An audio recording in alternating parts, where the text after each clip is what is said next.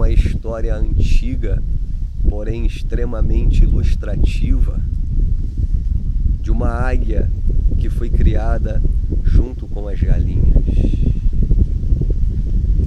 Um filhote de águia que foi encontrado às margens de um caminho, dentro de um ninho, por um camponês, que a levou para casa, compadecido por sua situação e não tendo experiência em como tratar uma águia. Ele aprendeu em seu galinheiro e a mesma cresceu junto com os pintinhos na convivência com as demais galinhas. Aquele filhote de águia tornou-se extremamente identificado com a sua família, tendo os modos, o comportamento e os hábitos de uma galinha. Um belo dia, um naturalista, ao passar por tal propriedade, ficou admirado em ver uma águia se comportando como uma galinha e perguntou àquele camponês, aquele homem rural, o porquê uma águia estava convivendo com as demais galinhas. E aquele homem, em simplicidade, disse ao naturalista: ela apenas nasceu como águia, mas pelos anos de convívio, ela se tornou uma galinha. Ela cisca como uma galinha, ela se alimenta como uma galinha. Embora ela tenha a aparência de uma águia, o seu coração é um coração de galinha.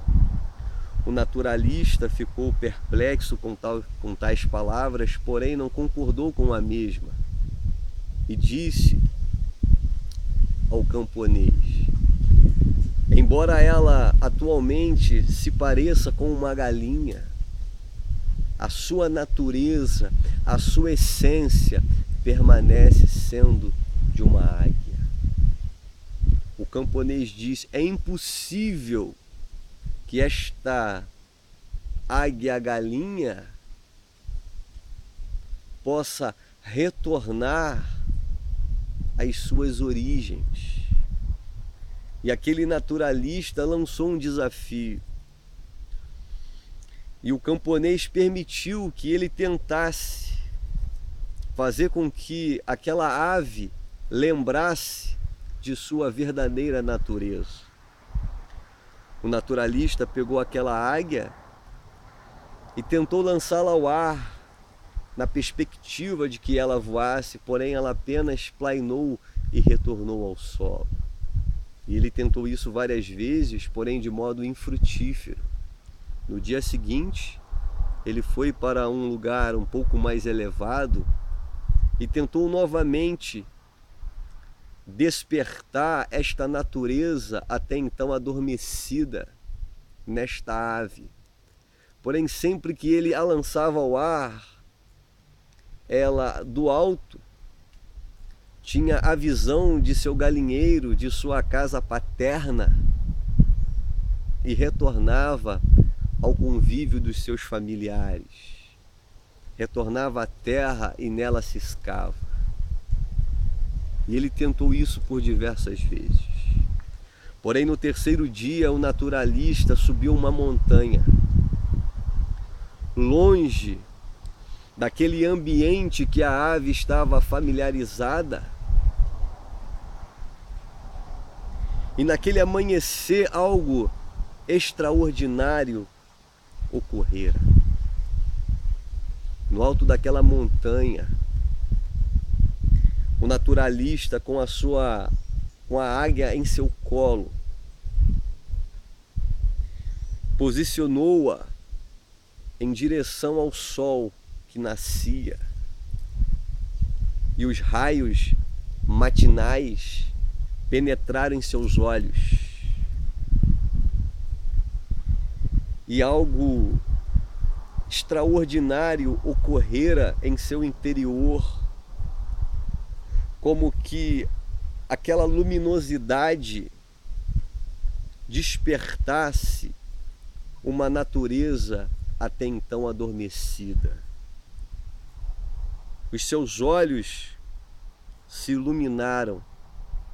Ele percebeu que naquele momento ela já se comportava de modo diferente.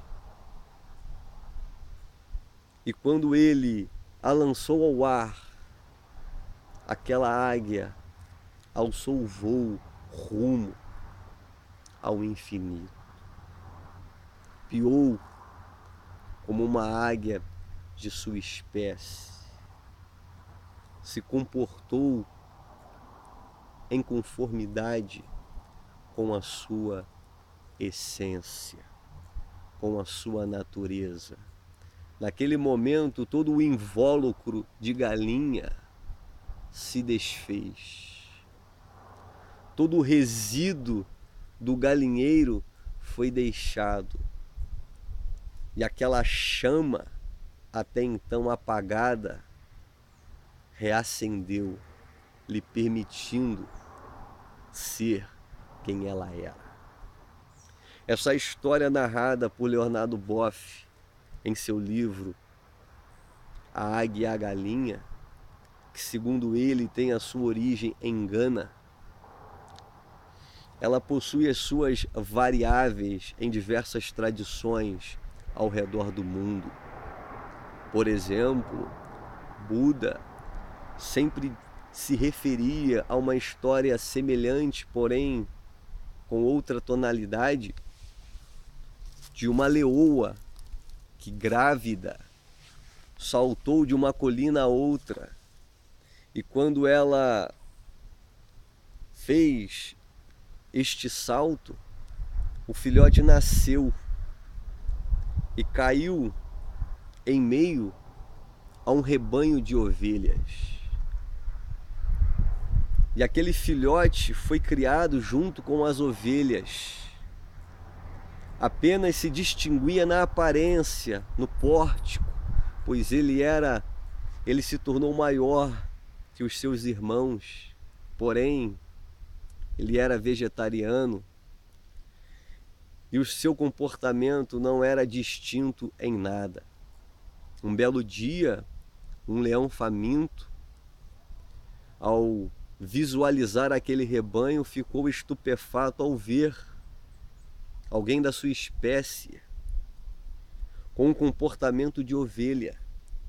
Pois da mesma forma que as ovelhas se assustaram ao vê-lo, tal leão se assustou. Porém, aquele leão mais velho foi para cima daquele rebanho de ovelhas, não na perspectiva de capturar o seu alimento, mas de capturar aquele indivíduo da sua espécie, e assim o fez. E ele pegou aquele jovem leão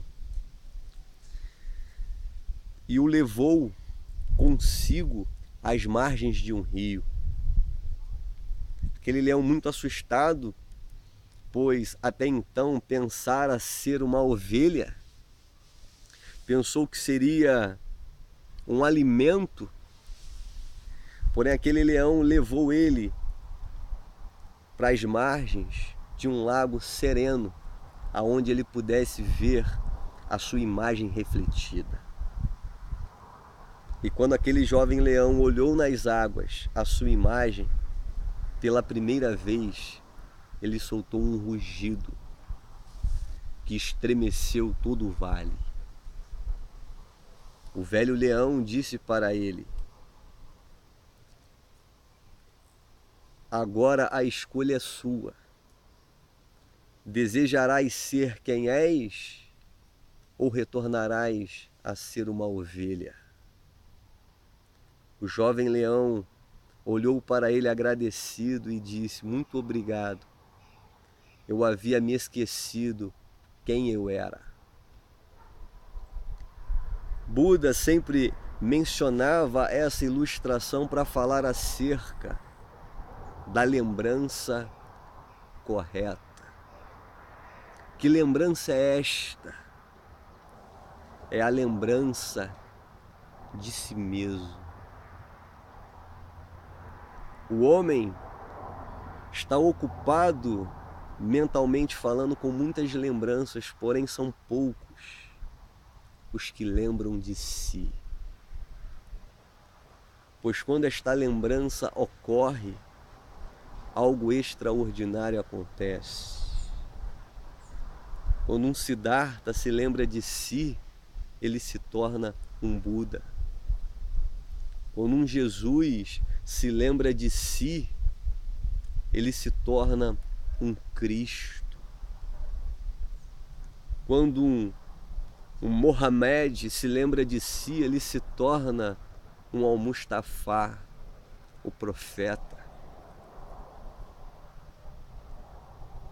Infelizmente, o homem, ele vive disperso, distraído, anestesiado, sob um torpor existencial que não lhe permite lembrar de si mesmo, que não lhe permite conhecer a sua natureza, a sua essência. No livro de Mirdade está explicitado que o homem é um Deus enfaixado. Ele se assemelha a uma criança que, quando está envolta numa manta, aquele bebê ele não sabe discernir que ele e a manta são elementos distintos, mas ele se identifica com aquela manta, pensando que ela o constitui. Mikhail Neime, no livro de Mirdade, vai dizer que o homem é um Deus enfaixado. Estamos enfaixados por muitos elementos que camuflam a nossa essência, que ocultam a nossa verdadeira natureza. Estamos identificados com as faixas do corpo, estamos identificados com as faixas da mente, com as faixas do ego, com as faixas do falso eu, com as faixas dos rótulos, dos títulos e de todos esses elementos que, de certa forma, camuflam e obscurecem a nossa essência. Somos seres extrovertidos e condicionados a um olhar exterior, e esquecemos que o segredo da existência é olhar para dentro. Conhece-te a ti mesmo. É interessante que todas as culturas, elas se desenvolvem desprovidas desta compreensão. A sociedade não está interessada que o homem olhe para dentro, que o homem descubra quem ele é. Pois no momento que isto ocorre, tal indivíduo se torna perigoso. Ele se torna uma carta fora do baralho. A sua percepção muda e dificilmente, ou melhor, será impossível de tal indivíduo se tornar manipulado. Olhe para Cristo. Observem como as pessoas à sua volta ficavam desconfortáveis com a sua presença. Refiro-me aos religiosos, aos políticos, às pessoas que detinham o poder. Como convencer um homem que descobriu a sua verdadeira natureza? Certa feita, seu discípulo Filipe lhe fez a seguinte pergunta: Mestre, mostra-nos o Pai e isto nos basta.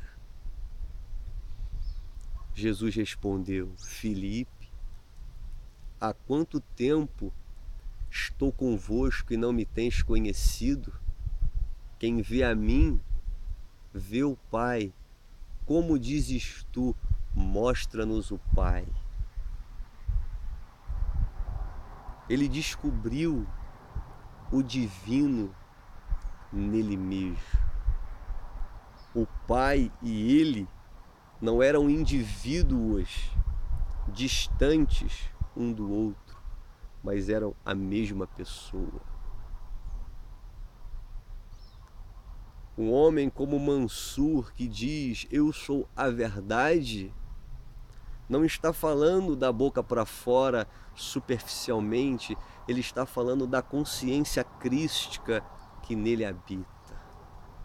Homens como Mansur, como Cristo, como Sócrates, estão destinados à morte, ao madeiro, à crucificação, pois descobriram a sua natureza.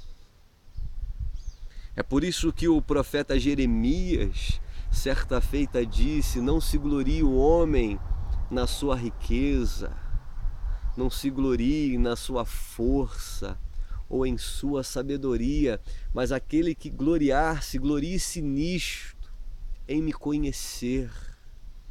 É como se esta dimensão mais profunda clamasse para ser descoberta. Eu vou parafrasear o profeta e dizer: não se glorie em suas riquezas, em suas propriedades, em seus bens.